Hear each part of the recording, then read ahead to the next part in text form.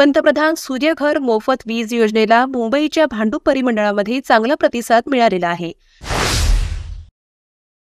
महावितरणाच्या या परिमंडळात 600 ग्राहकांनी घराच्या छतावर सौर ऊर्जा प्रकल्प बसवलेले आहेत आणि त्यामधून त्यांना मोफत वीज मिळणे देखील सुरू झाले आहे। यामध्ये ठाणे शहरात 53 तर वाशीमध्ये 150, पेणमध्ये 397 आणि एकूण 600 इतक्या ग्राहकांनी सौर वीज मिळवण्यास सुरुवात केलेली आहे। त्यामुळे वीज बिलात बचत झाली आहे। या योजनेमध्ये निवासी घरगुती कुटुंबियांसाठी प्रति किलोवॅट 30,000 रुपये अनुदान मिळते, तर 3 किलोवॅटपर्यंत अतिरिक्त 1 किलो क्षमतेसाठी 18,000 रुपये अनुदान दिले जाते।